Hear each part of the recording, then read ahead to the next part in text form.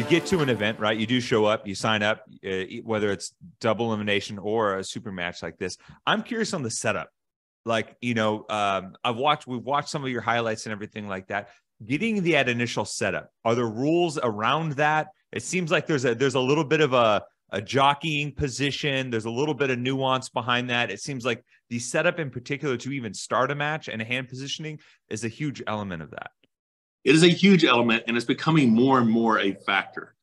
Used to, you would, like John Brzezinski, greatest arm wrestler of all time, the one thing he and I have in common, one of the things we have in common is when we go up to the table, shake our opponent's hand, set our hand up, we're very easy to set up. All right, my knuckle's there, your knuckle's there, somebody say go. What has happened via the new social media and people out there of influence, and you got your little, the people that follow certain arm wrestlers, it's become more about trying to get the perfect setup, trying to get the most advantage, trying to get my webbing higher than her in the setup so that when I close, I took the leverage away. All these things that used to not be a factor have now become a huge factor. Now, the biggest problem we've always had in arm wrestling, which what I think has not made it spectator friendly, is how long it takes to get the match started. It gets boring. You're like, dude, can y'all just say, somebody say, go, I don't know what's going on here. Why are they taking so long, right? So we tried to minimize the time it takes to set up the match. Sometimes go straight to referee's grip, close your thumb, close your hand, go. Well, that's been the goal. But certain organizations, like the one I just left, they're trying not to foul people out because now the spectators are upset because they didn't get to see a match that they bought on the pay-per-view and it ended on fouls. So what the rules were supposed to be, close your thumb, or we're going to close your thumb. Would you like to cover? Yes. Would you like to cover? No. Close your hand. No movement. Ready, go. They told us a few hours before, like, okay, so what we're going to do with this one is in the referee's grip. If we close your hand and you move, we're going to say, hey, please don't do that. And then if you close your and you move again, we're going to give you a warning.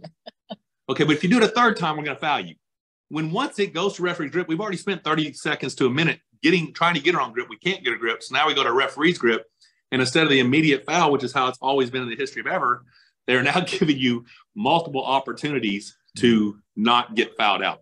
Which what that means is the guy who has practiced and perfected his setup, he is steadily regripping, moving, fatiguing the opponent's hand who's just trying to sit there and get a fair grip and close his hand, right?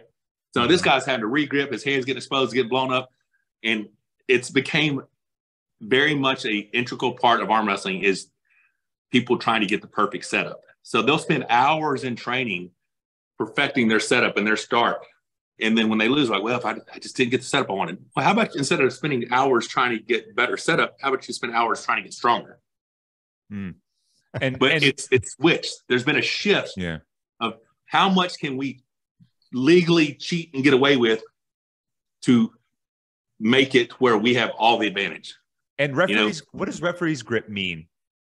It means you no longer have any.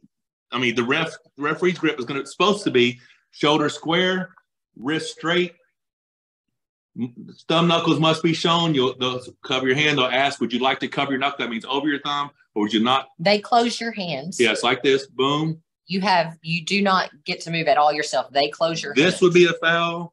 Reopen your hand would be a foul. Any movement. When they're closing your hands, they're trying to feel if you're applying pressure, side pressure, one way or the other. There cannot be any pressure applied in a referee's grip. And as soon as they let go of your hands, it's go. Right.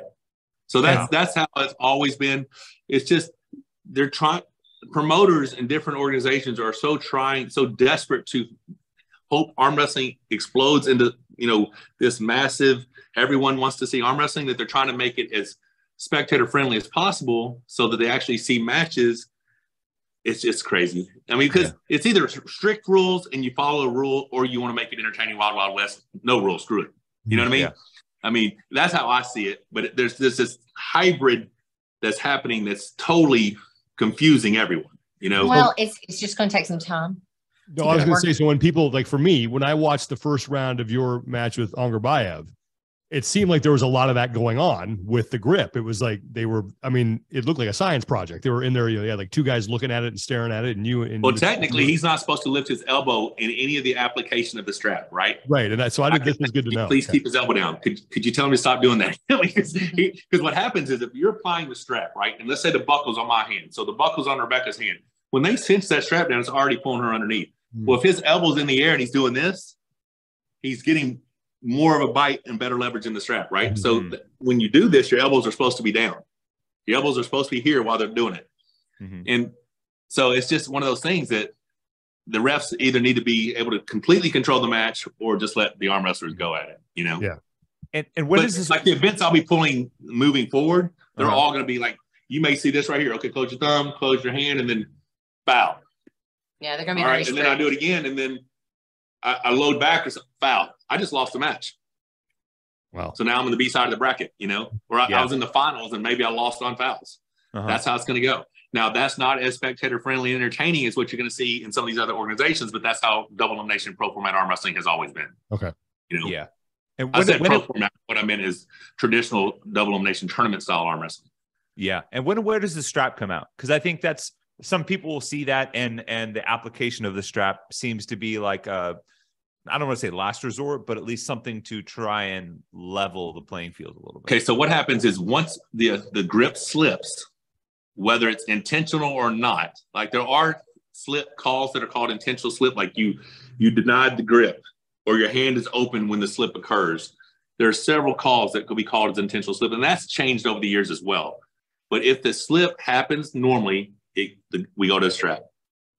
Once you apply the strap, you're cinching down the strap. Now, I have personally broken 4 straps in one-on-one pro format. Like I'm sitting there and we both hit, bam, wow. I just snapped the buckles off the straps because we're both pronating so hard, right? Wow. And I've also walked myself out of the strap. Like the guy's got a bent wrist press and I'm just steadily climbing, walked all the way through the strap. And now we're just barely connected, but the strap's all the way loosened up. I've actually come out of the strap where they had to apply a second strap. But normally one strap holds, right? Mm-hmm. And normal rule is when the strap is applied, the stronger man wins. But that's what's prior to all the setup manipulations that happen now, right? Because there are, like, I don't understand. I've been doing this 33 years and I've never practiced the cheat setup in the strap. So I still don't know how to do it. Like, it just, a lot of it is I don't have the range of motion of my arm. Like so many of these guys are coming so close. Well, I can't get any closer than this. Mm-hmm. So I can't even apply what they're telling me to apply in the setup because I can't get my hand closer to my shoulder because of injuries, you know. But yeah, it's so much more than you just, when you first think of arm wrestling, okay, cool guys in arm wrestling. No, there's so much more. Like as you guys follow this journey, you're gonna be like, wow, that's way more than I thought it was.